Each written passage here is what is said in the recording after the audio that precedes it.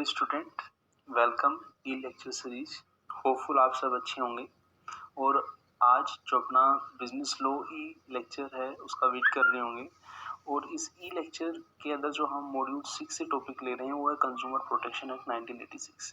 ये जो consumer protection act है ये जो आपके अदर लॉ हैं उनसे ही मिलता जुलता है, बस थोड़ा सा डिफरेंस ये है कि ये यहाँ पे स्पेसिफाई कर दिया गया है कि यहाँ पे जो भी केसेस आएंगे, जो भी प्रॉब्लम्स आएंगी वो किससे एसोसिएटेड होंगी, कंज्यूमर के प्रोटेक्शन से। हम यहाँ पे एक चीज़ क्लियर कर देते हैं, कंज्यूमर प्रोटेक्शन के अंदर ये नहीं कि कंज्यूमर्स को ही हम इंक्लूड करेंगे, इसके साथ साथ हम जो कंज्यूमर को जिसने सेल किया है सेलर, वो भी इस केस के अंदर इंक्लूड होंगे, इस एक्ट के अंदर इंक्लूड होंगे।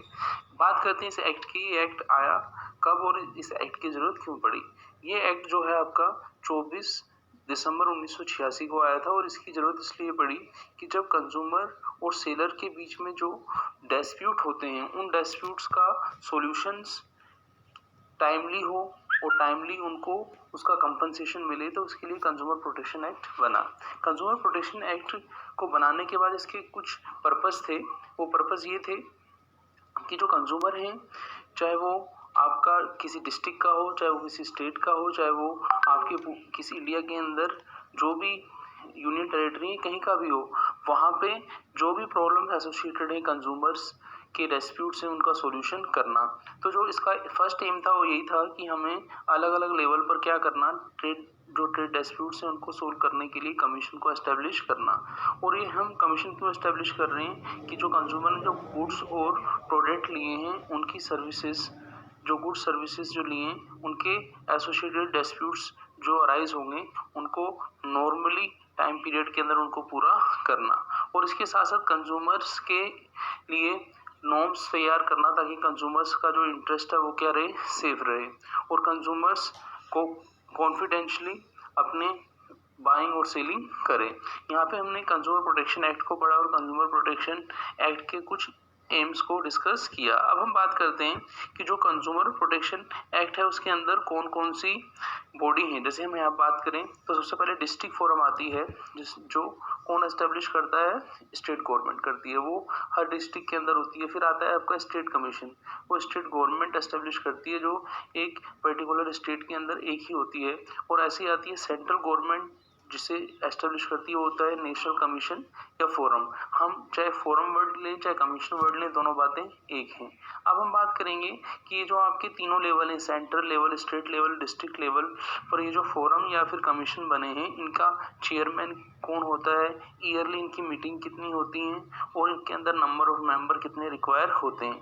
तो जैसे कि हम यहाँ पे देखें तो चेयरमैन सेंट्रल के केस में कोई सेंट्रल गवर्नमेंट से कोई मिनिस्टर इसका चेयरमैन बनेगा और ऐसे ही स्टेट फोरम के केस में स्टेट गवर्नमेंट से कोई मिनिस्टर इसका चेयरमैन बनेगा और डिस्ट्रिक्ट के अंदर जो डिस्ट्रिक्ट का कलेक्टर है वो इसका चेयरमैन होगा। मीटिंग की बात करें तो मीटिंग जो सेंट्रल फोरम है वहाँ पे मीटिंग साल में एक बार एटलीस्ट वंस इन ईयर होनी चाहिए। ऐसे स्टेट के अंदर एटलीस्ट ट्वाइस इन ईयर, मतलब साल में 2 बार होनी चाहिए। और ऐसे ही डिस्ट्रिक्ट के अंदर सेम स्टेट की तरह यहाँ पे भी at least twice in year meeting होनी चाहिए। यहाँ पे हम मीटिंग बात करेंगे कि जैसे कंपनी के अंदर जनरल मीटिंग होती है। अब हम बात करेंगे कि मीटिंग के जो मेंबर्स होंगे उनकी मैक्सिमम लिमिट क्या होगी। तो नंबर ऑफ मेंबर्स यदि हम देखें तो सेंट्रल के अंदर नंबर ऑफ मेंबर मैक्सिमम 150 हो सकते हैं, स्टेट के अंदर मैक्सिमम 10 हो सकते हैं। डिस्ट्रिक्ट का आप सोच रहे होंगे कि जब यहाँ पे नंबर ऑफ मेंबर कम होते जा रहे हैं तो यहाँ पे 10 से कम ही होंगे, 5 या 7, जबकि ऐसा नहीं है। State government number of member को प्रिस्क्राइब करती है इसके अंदर। तो हमने इस लेक्चर के अंदर ये पढ़ा कि आपका जो कंज्यूमर प्रोटेक्शन एक्ट 1986 है उसके बेसिक कॉन्सेप्ट्स क्या हैं, कैसे हम उसके अंदर जो एम है उनको पूरा करते हैं। जैसे to establish the national consumer commission and replace in a new simplified manner existing provision of from 5 act like consumer affair, unfair business practices act 1988, trade practices 1976, sale and service matters act 1964, price control act 1964, merchandise marks act of 1941।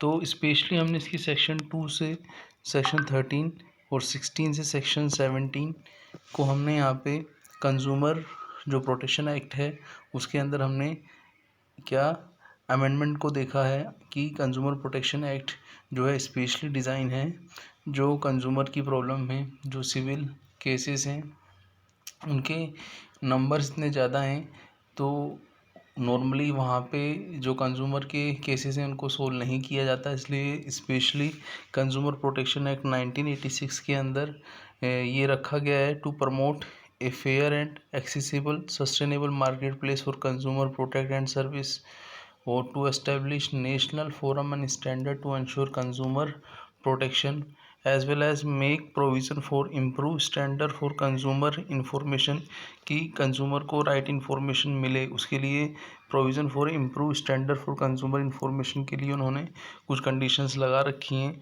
जो marketing और business practices पर हैं। promote a consistent legislation enforcement framework related to consumer transaction and agreement। कुल मिला के जो government ये चाहती है कि जो कंज्यूमर्स जो हैं किसी भी इकोनॉमी के अंदर एक इम्पोर्टेंट रोल प्ले करते हैं।